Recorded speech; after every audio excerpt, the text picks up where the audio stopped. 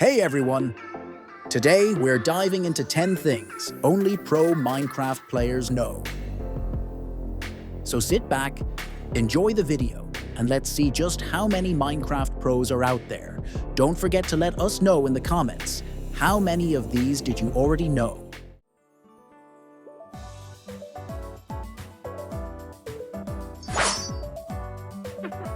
Did you know that you can cure a zombie villager using a witch? Lower your health to 4 hearts or less, and stand near a witch while a zombie villager is also nearby. When your health drops to 4 hearts or less, the witch will throw a potion of weakness at you. If a zombie villager is nearby, it will also get affected. Use a golden apple afterward to cure it. This will save you a long journey to find a blaze in a Nether fortress and build a brewing stand and gather the materials to craft the potion, which makes it a very useful trick for getting a villager in skyblock worlds, as well as in normal survival gameplay.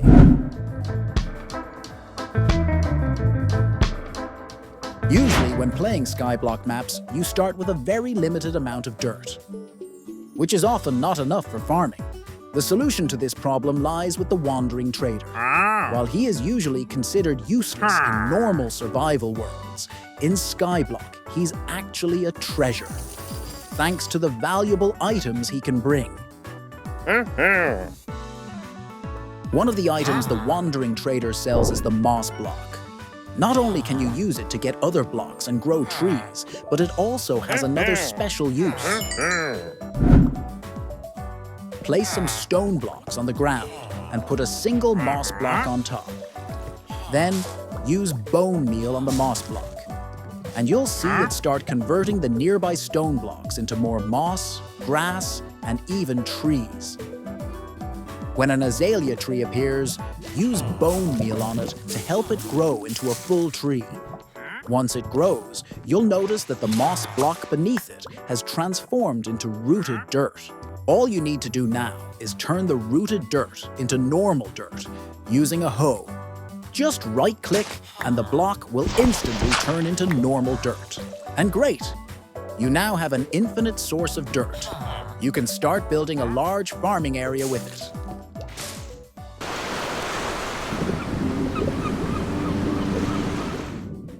Most players spend a long time searching for buried treasure, but there's a much easier method in the game. Once you get close to the X mark on the map, press F3 and look under the block section.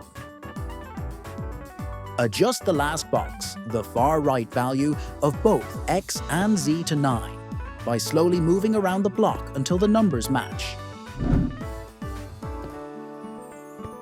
Once you've aligned the coordinates, just dig straight down, and the treasure will be right there.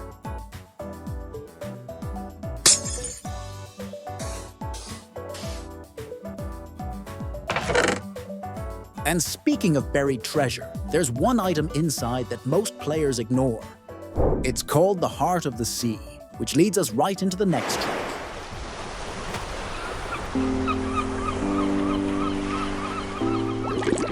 It's one of Minecraft's most mysterious items, and many players avoid using it simply because it's hard to set up or they don't know what it does. First, to craft it, you need to combine it with 8 nautilus shells in a crafting table. This will create a conduit. But how do you get a nautilus shell? Well, there are several ways, but none of them are exactly easy.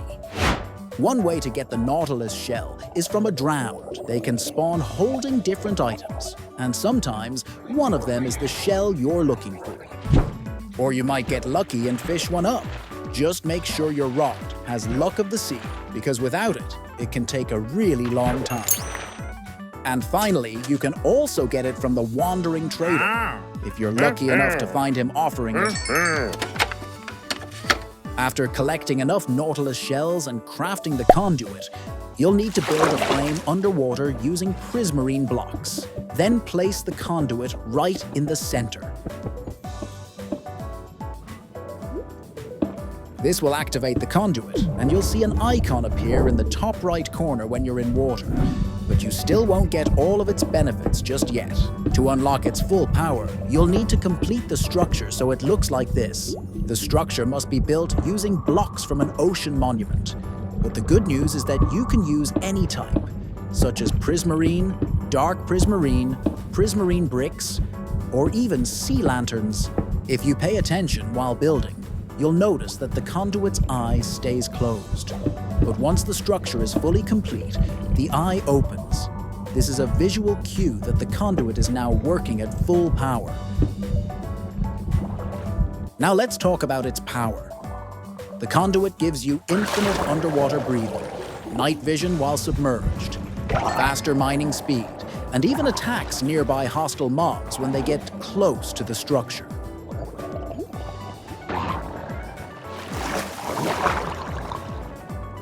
And the best part is, its effect extends up to 96 blocks in every direction.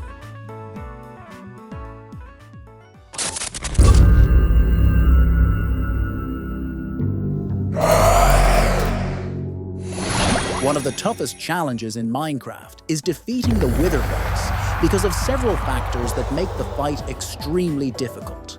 Because it explodes upon spawning, deals massive damage, flies when weakened, constantly applies the deadly Wither effect, and destroys the environment around it. But luckily, there are a few simple methods to defeat it. And one of them is very easy to set up. You'll just need to find a relatively narrow cave underground, then build an iron golem right next to the Wither. And I'm doing a little trick by placing a chicken or any mob next to the Wither. Don't worry, this trick won't affect the fight or make it easier.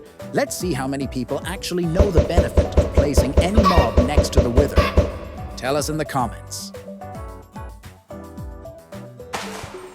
Now, we're building and activating both the Wither and the Iron Golem.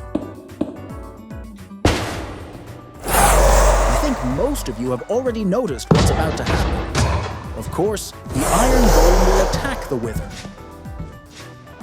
Now, all we need to do is keep repairing the Iron Golem with iron ingots whenever it gets damaged. Stay back and watch as the Golem slowly takes down the Wither.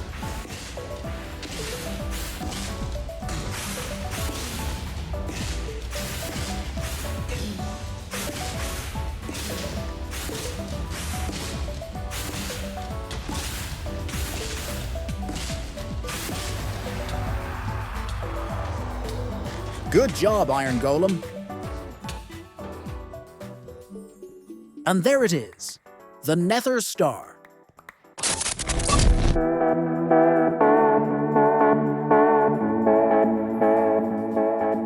There are some hidden shortcuts in Minecraft that only a few players know about.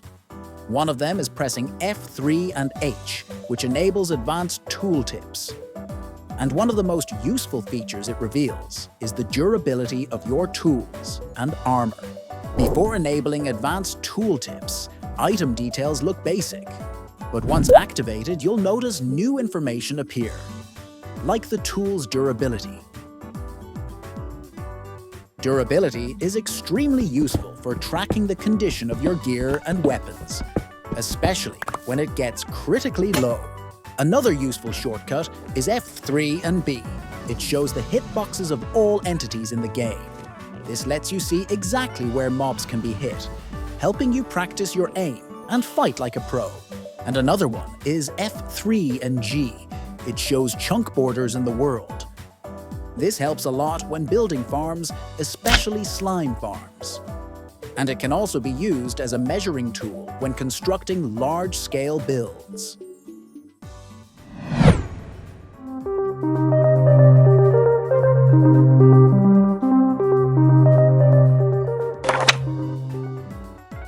Have you ever been just seconds away from getting your items back, only to watch them disappear right in front of you?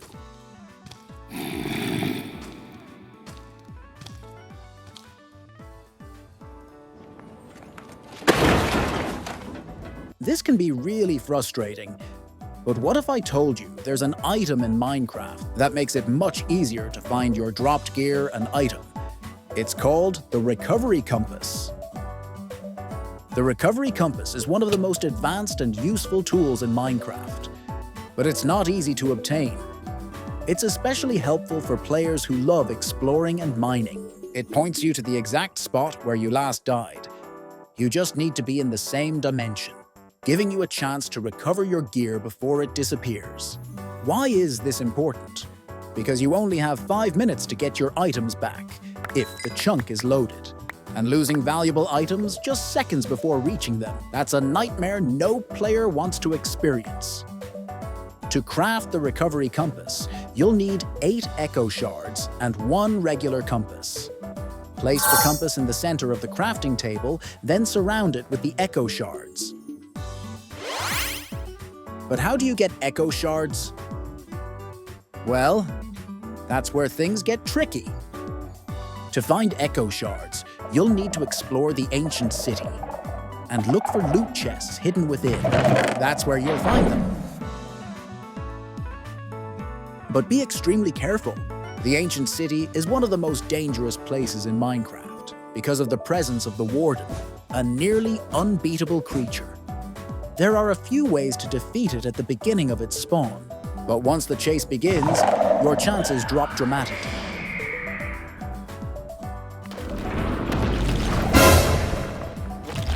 Oh shit, here we go again.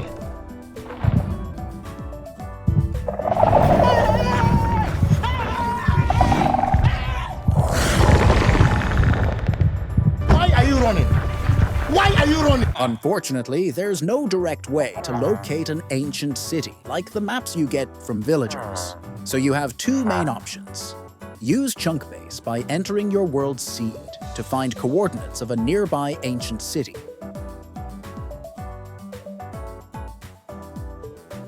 Or use commands if you're in creative or have operator permissions. However, here's an important tip. Ancient cities are often found beneath large mountain ranges, so if you come across a massive mountain, there's a chance, though not a guaranteed one, that an ancient city lies beneath it. More specifically, they usually generate around Y level -51, inside the deep dark biome.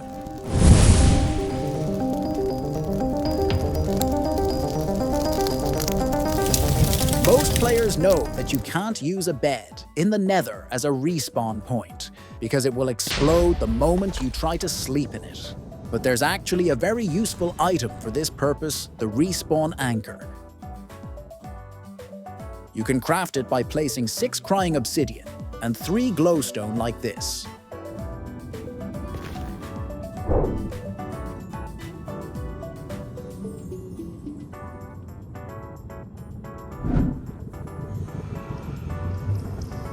Once you place the respawn anchor in the Nether, you'll need to charge it using glowstone.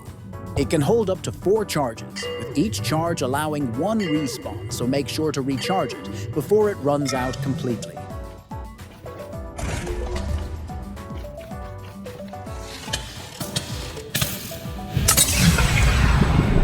And I know some of you might be curious.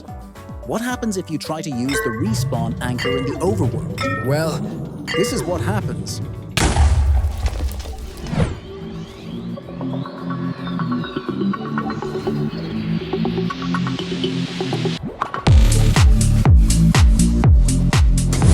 Most of us know that compasses are completely useless in the Nether. They just spin randomly without pointing to anything. But there is one item in Minecraft that actually solves this problem: the lodestone. To craft it, you'll need 1 netherite ingot and 8 chiseled stone bricks.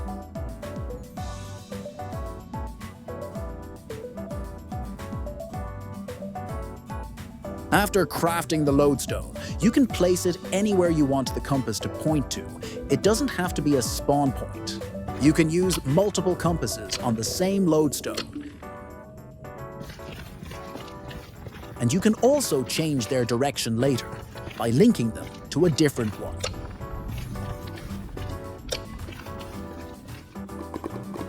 This makes it perfect for marking important spots in the Nether, like nether fortresses, bastions, or warped forests. Now, some might say, why not just use coordinates? Sure, but having to check them constantly, especially without a coordinates mod, can be annoying. A compass pointing straight to the place. Much easier. So if you've got some extra netherite, why not put it to good use?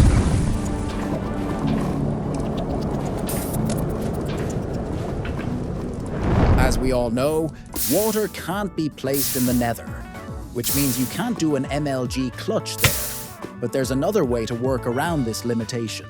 All you need is a bucket of powdered snow. Unlike water, powdered snow can be placed in the Nether.